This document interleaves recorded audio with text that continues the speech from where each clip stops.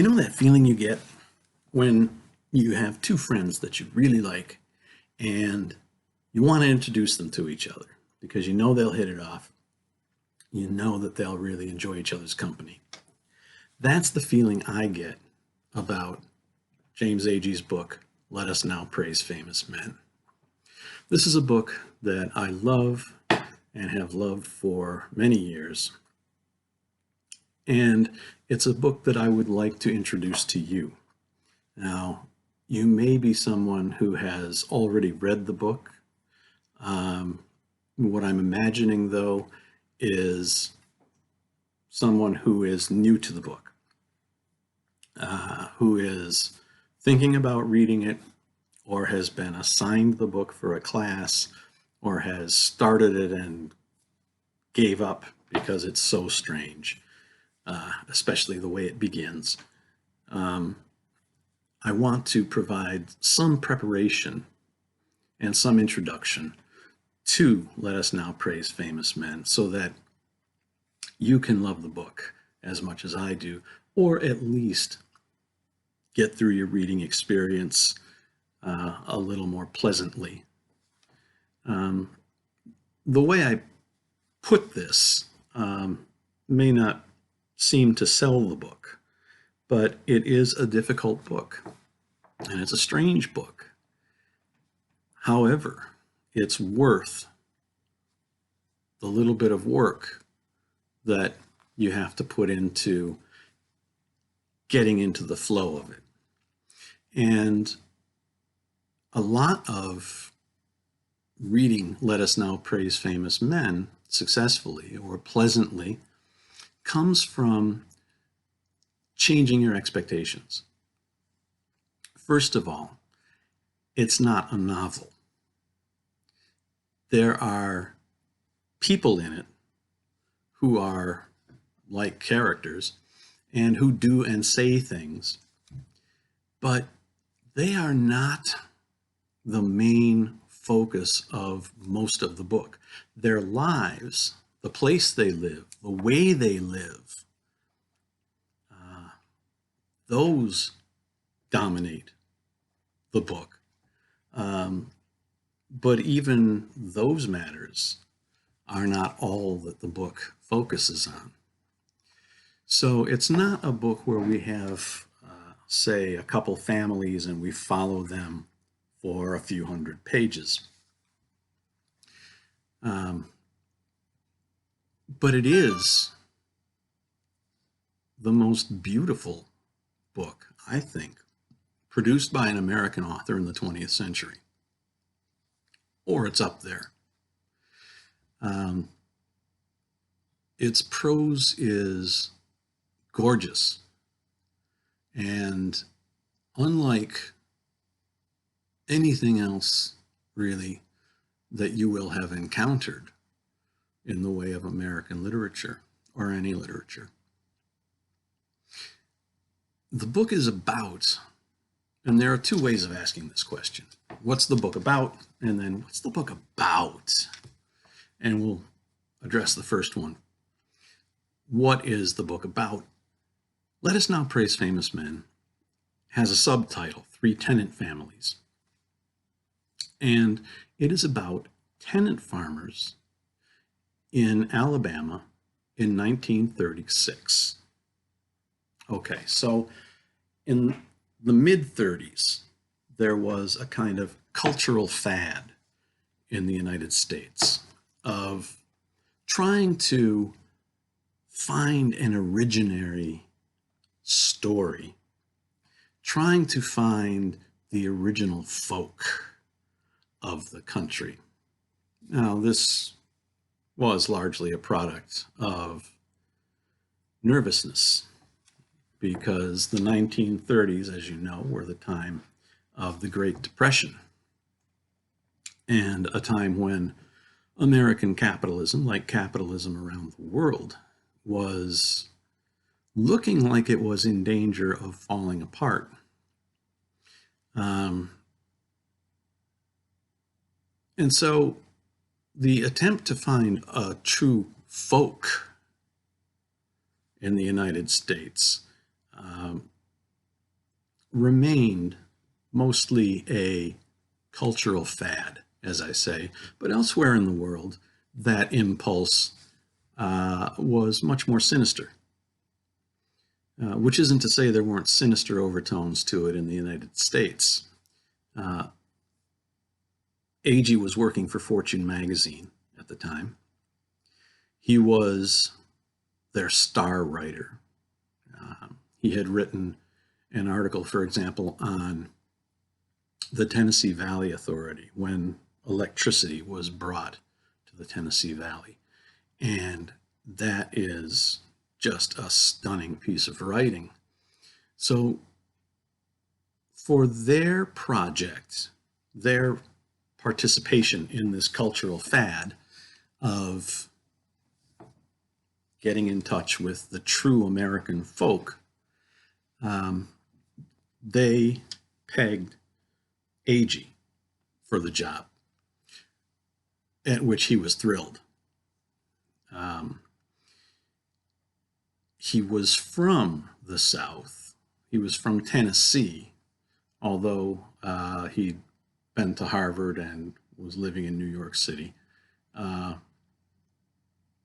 He spent his early years in Tennessee and felt, and he writes about this, felt that he was going back to something by going to Hale County, Alabama, to write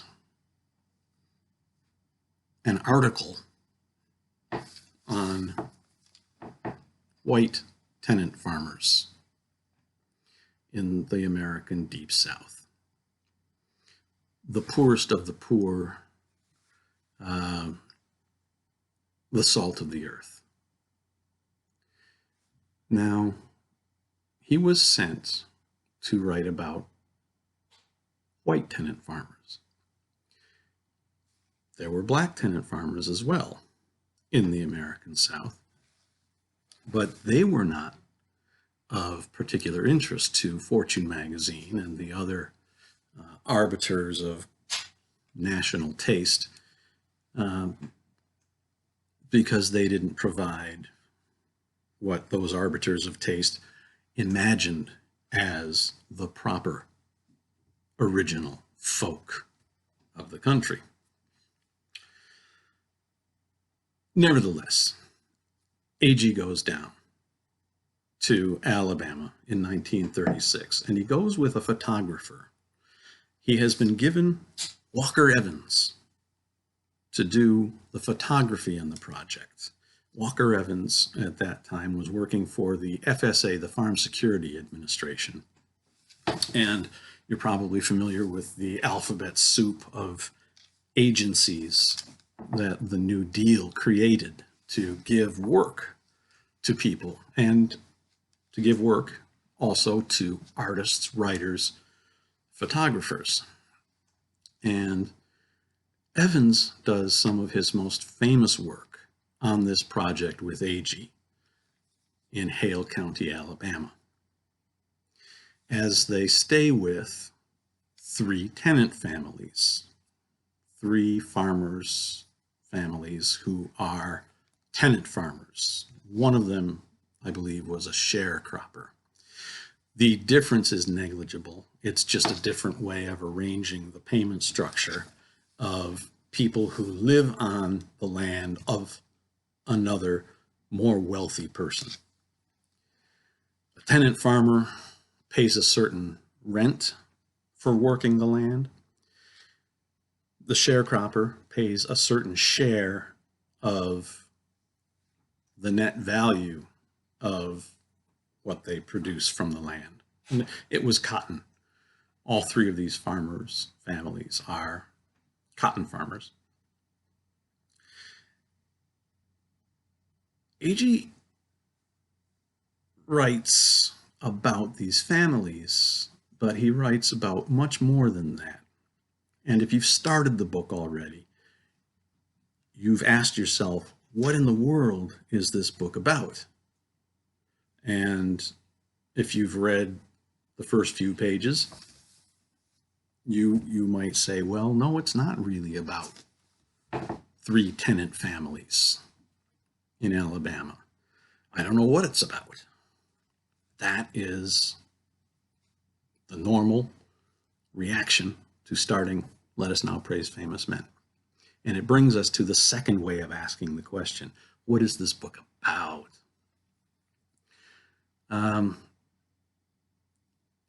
Agee is very interested in capturing the truth of what he writes about, of a person, of a place, of a way of life. And as we'll see, of clothing, of food, of the detritus in a tool shed. He writes at length about such things, and he writes beautifully about such things. And you have to be prepared for those sorts of passages in the book. Again, it's not a novel. He's not moving forward some plot. He is working through this problem of how do we know the world that we are in contact with? How do we come to know a thing in and of itself? We'll talk more about that later when we can actually look at text from the book. We can't right now.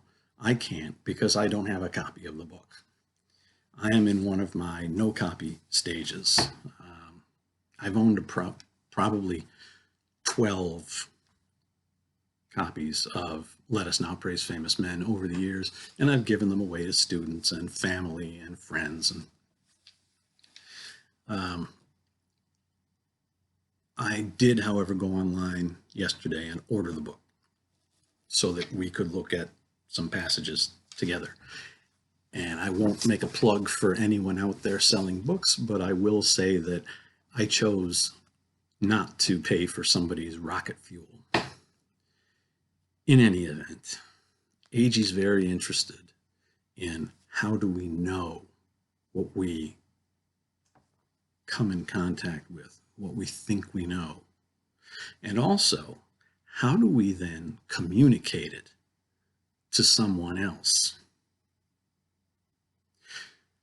So I'm facing in one direction this family, a man, the land he lives on, the house he lives in, the people in that family. How do I understand them? What tools do I have for engaging with their reality? And then once I think that I have captured something like their reality, how do I then turn around toward you, the reader, and provide it to you? What tools do I have for that? Well, Agee says at one point, if I could do it, I would do no writing here at all. There would be plates of food, scraps of clothes, pieces of excrement, he actually says. I'm paraphrasing the passage. But we can't do that. And he wouldn't do that anyway, because he wouldn't trust us to know those things or those people the way he knows them. He wouldn't trust us to come to the same understanding that he has come to. So what can he do to provide us with that knowledge and that understanding and that experience that he has? Well, the tools he has are words and photographs. We will look at photographs from the book as this video or series of videos it may become goes along. And we'll certainly look at a lot of the words Agee chose and worked with to communicate with us. But he doesn't trust himself as coming to any true knowledge. And he doesn't trust language for being able to present that knowledge to a reader. And he doesn't trust the reader, as we'll see. Who are you who is picking up this as casually as if it were a book? Of course, it is a book. He says outrageous things all the time. But these are the kinds of things on his mind as he starts that book. So if you've read the beginning of that book for a class maybe, and you find it frustrating, of course it's frustrating, because I have a cat here. Because he has these problems with knowing and communicating, and he has trust issues. So he begins the book, as we will see, with quotes from 3 sources. One is the Bible, another is Karl Marx, and another is Shakespeare. Those are his 3 sources that he turns to as he tries to begin this effort in knowledge and communication. Because we can't look at any of that particular language today, let's just talk about the title. Let Us Now Praise Famous Men is a quote from the book of Ecclesiasticus, which was included in the original King James Bible. It begins, this passage, in chapter 44 of Ecclesiasticus. Let us now praise famous men and our fathers that begat us. Now, those are 2 very different people, or kinds of people. Famous men and our fathers, the rest of us who aren't famous and whose fathers weren't famous. So it goes on listing, verse after verse, different ways in which men gain fame. Politics, military, art, philosophy. And then it comes to a very interesting verse. And I'll show it to you here.